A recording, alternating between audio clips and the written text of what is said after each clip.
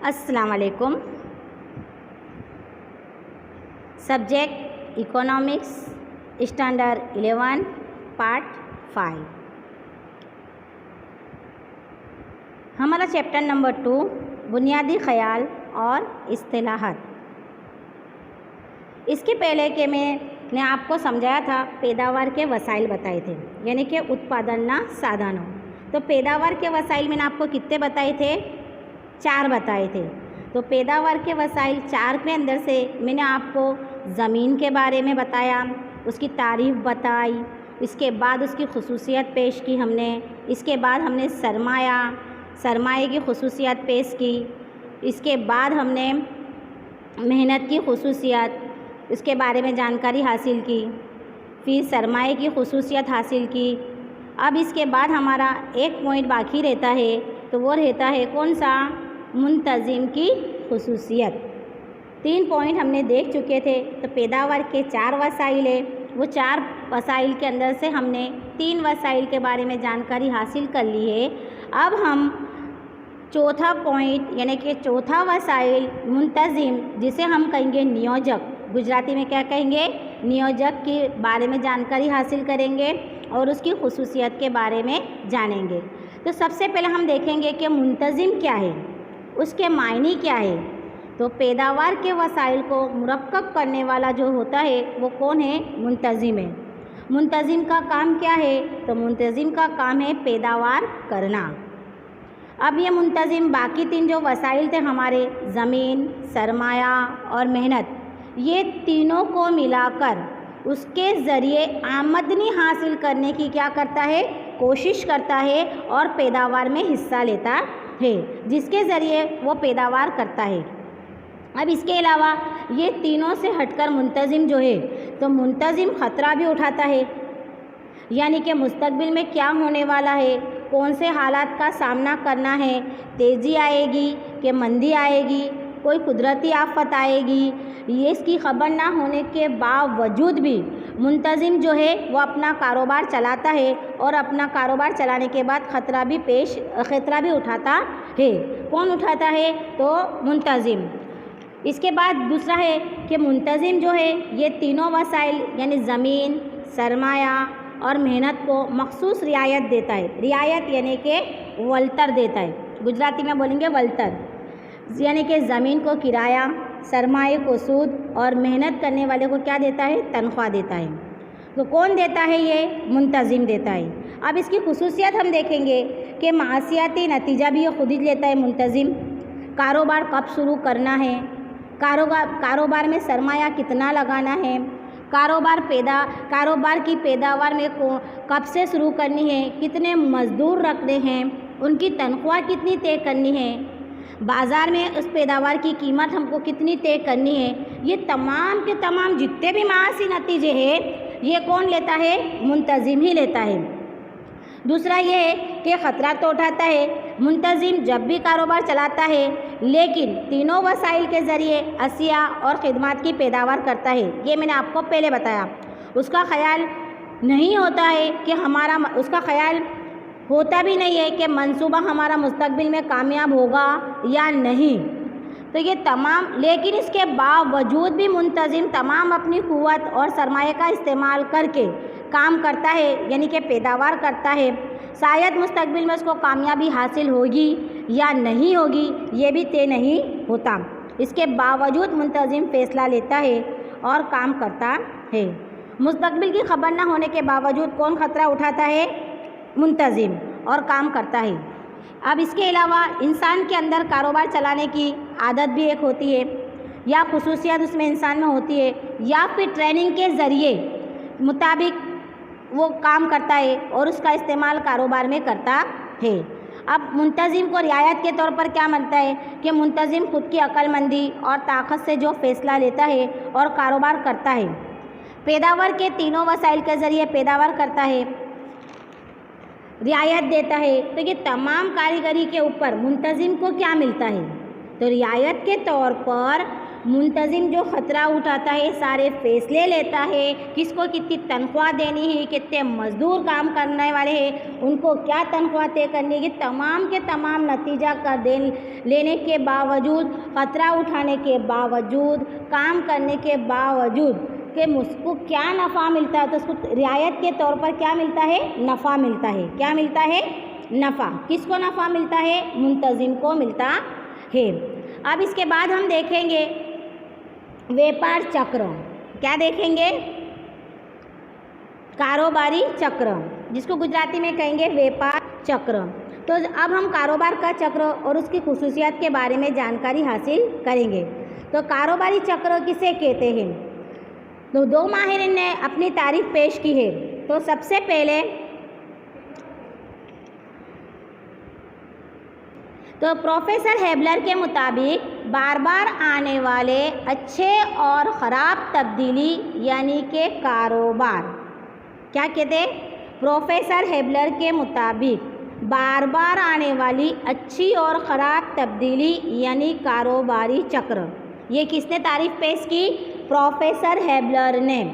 तो प्रोफेसर हेबलर के मुताबिक कारोबारी चक्र यानी क्या, तो यानी प्रोफेसर हेबलर के मुताबिक बार बार आने वाली अच्छी और ख़राब तब्दीली यानी कि कारोबारी चक्र। इसके बाद प्रोफेसर होटरे ने भी अपनी तारीफ पेश की। तो प्रोफेसर होटरे के मुताबिक कारोबार के अच्छे और ख़राब तबके जो बार बार आते हैं उसे कारोबारी चक्र कहते हैं।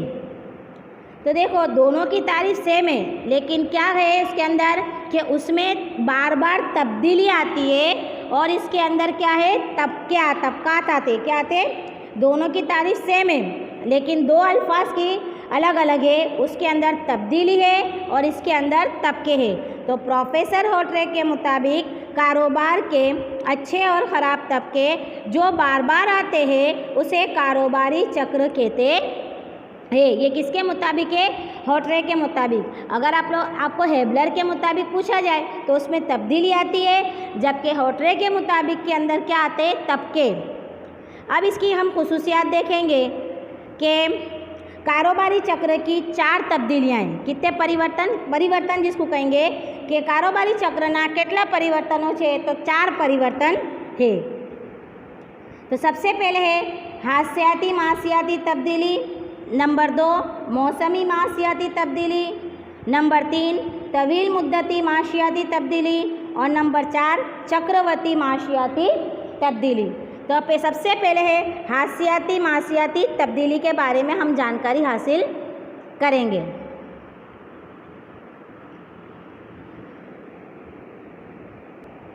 तो ये 4 तब्दीलियों के से पहले हम इसके बारे में कुछ जानकारी हासिल करेंगे कि मासियाती निज़ाम में जो मासियाती उथल पाथल होती है, जिसको हम कहते हैं हलचल होती है, तो मासी निज़ाम में अच्छे और ख़राब ऐसे 2 तबके देखने को हमको मिलते हैं। ये मैंने आपको पहले ही बता दिया।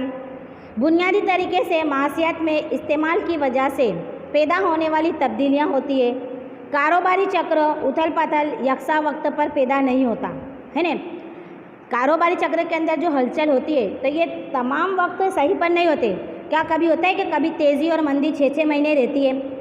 हम देखेंगे तो अगर हो सकता है कि मंदी अगर अगर तेज़ी 6 महीने रहती है तो मंदी कम से कम 1 महीना या 2 महीने रहेगी, पर ऐसा कभी भी नहीं होता कि 6 महीने मंदी रहती है और 6 महीने तेज़ी रहती है। तो इसके कितने हैं, 4 तब्दीलियाँ हैं। एक तो है हासियाती मासियाती तब्दीली, जिसे गुजराती में कहेंगे आकस्मिक आर्थिक परिवर्तन।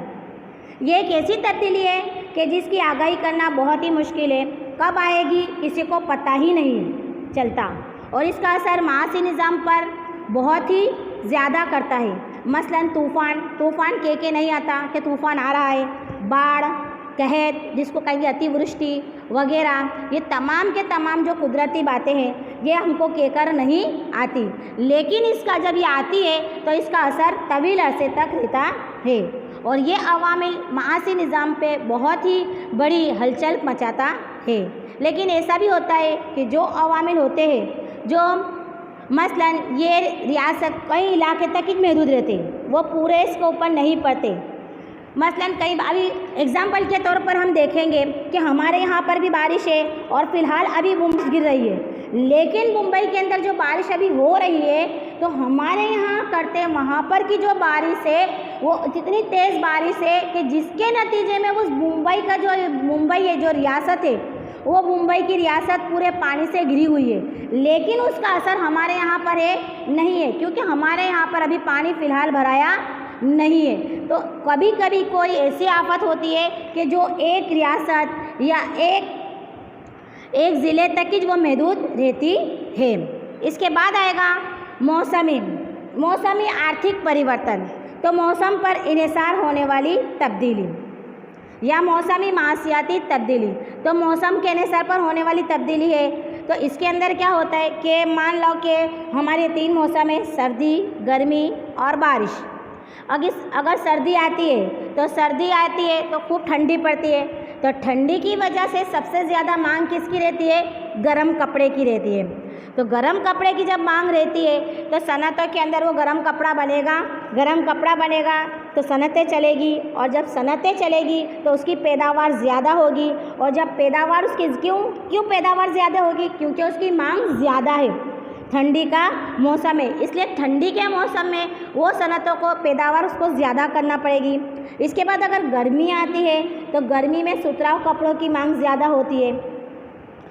तो यह मौसमी इन्हिसार पर होने वाली तब्दीली है। माह से अब इसके बाद आएगा दीर्घकालीन आर्थिक परिवर्तन, यानी कि लंबे अरसे की माशियाती तब्दीली या तवील मुद्दती माशियाती तब्दीली। तो माशियाती निज़ाम में कोई मखसूस सिमत में लंबे वक्त में तब्दीली का जो अमल चलता है उसे लंबे अरसे की तब्दीली कहते हैं। मसलन मुल्क की आबादी में इजाफ़ा होता है मुसलसल, बेरोज़गारी में इजाफ़ा होता है या बेरोज़गारी में कमी होती है। ये तमाम के तमाम बातें लंबे अरसे तक चलती है, जिसे हम कहेंगे तवील मुद्दती माशियाती तब्दीली। अब इसके बाद देखेंगे चक्रवर्त आर्थिक परिवर्तन, यानी कि एक ही वक्त के दरमियान अच्छे और ख़राब ऐसी तब्दीली आती है जिसे हम क्या कहेंगे? चक्रवर्ती माशियाती तब्दीली या दायरी माशियाती तब्दीली। ये कभी भी मखसूस होती है, निश्चित नहीं होती है, यानी कि कब आएगी ये मालूम नहीं होता, लेकिन ये कब आएगी हमें मालूम नहीं होता, कब तेज़ी आएगी, कब मंदी आएगी। तो इसे बोलते हैं चक्रवर्ती माशियाती तब्दीली। तो कारोबारी चक्र की कितनी तब्दीलियाँ हैं? 4। एक तो हादसाती माशियाती तब्दीली, दूसरा मौसमी माशियाती तब्दीली, तीसरा तवील मुद्दती माशियाती तब्दीली और चौथा चक्रवर्ती माशियाती तब्दीली। अब इसके बाद हम देखेंगे कारोबारी चक्र के तबकात, यानी कि व्यापार चक्रना तबकाओं। तो व्यापार चक्रना तबकाओं भी कितने हैं? हमारे पास 4 है। सबसे पहले है तेज़ी, उसके बाद है ओट, नंबर 3 पर है मंदी और चौथे पर है इस्लाहत। अब सबसे पहले हम इसके बारे में जानकारी हासिल करेंगे तेज़ी। तो कारोबारी तबके के अंदर जो कारोबारी सरगर्मी है ये सबसे ऊपर आती है और इसका मतलबा ऊंची सरह की वजह से मासियात में नफ़ा होता है। क्योंकि जब इसकी मांग बढ़ती है, जब इंसान यानी कि मासियात के अंदर, बाज़ार के अंदर जब उसकी मांग बढ़ेगी तो उसकी पैदावार बढ़ेगी। तो जब पैदावार उसकी बढ़ेगी तो पैदावार के हिसाब से क्या होगा कि जितने भी जो है कारोबार करने वाले हैं वो अपनी मूड़ी यानी कि अपना सरमाया उसके अंदर लगाएंगे और लगाने की वजह से रोज़गारी का जो होगा वो सरह कैसी होगी? ऊंची होगी। तो इंसान ज़्यादा से ज़्यादा नफ़ा हासिल करने के लिए उसमें क्या लगाएगा? मूड़ी यानी कि सरमाया लगाएगा और रोज़गारी हासिल करेगा। अब इसके बाद आता है हमारा दूसरा पॉइंट ओट। ओट का मतलब होता है कि जैसे जैसे वो ज़्यादा नफ़ा हासिल करने की ख्वाहिश की वजह से ज़्यादा पैसा लगाएगा, लेकिन ज़्यादा पैसा लगाने की वजह से, यानी कि सरमाया तो लगाएगा, लेकिन बाज़ार के अंदर उस अशिया की, उस खिदमत की जो मांग होगी वो कैसी होगी, बढ़ती जाएगी। और ज़्यादा मांग होगी लेकिन उसके पास जो पैदावार है वो महदूद हो जाएंगे।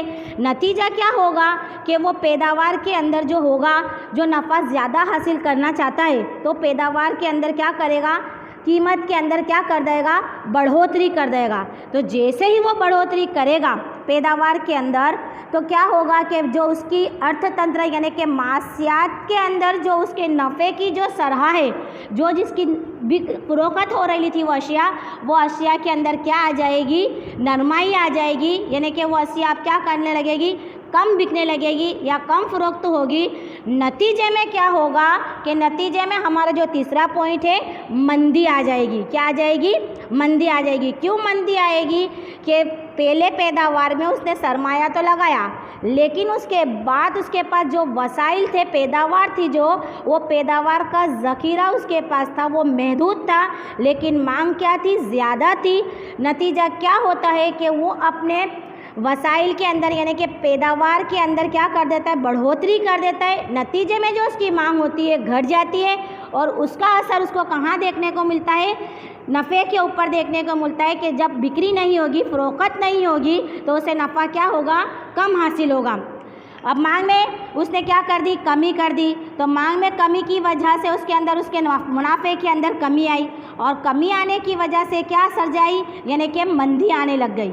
और अब मंदी को हमको क्या करना है कि मंदी की इस्लाहत करने के लिए मासियात के अंदर जो मंदी हासिल होती है, तो इसलिए इसकी इस्लाहत के लिए जो मंदी है उसकी इस्लाहत के लिए जो मतालबा है यानी कि जो मांग है, उसमें जो मिलने वाले नफ़े की उसने जो ख्वाहिश रखी थी उसे बरकरार करने के लिए क्या करता है वो कि उसके जो वसाइल के अंदर जो काम करने वाली आमदनी है उसके अंदर वो क्या कर देगा, इजाफ़ा कर देगा।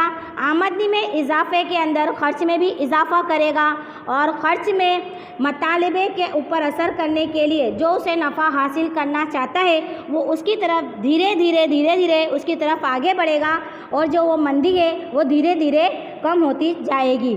इस तरह से हमारे कारोबारी चक्र के कितने तबकात थे, 4। यानी कि व्यापार चक्रना तबकाओ अपना केटला छे, 4 छे, तेजी, मंदी, ओट और सुधारणा, जिसको बोलेंगे तेज़ी, मंदी, ओट और इस्लाहत। ये हमारा यहाँ पर आज का लेसन जो था वो लेसन नंबर 2 ख़त्म हुआ। अब इसके बाद हम देखेंगे लेसन नंबर 3।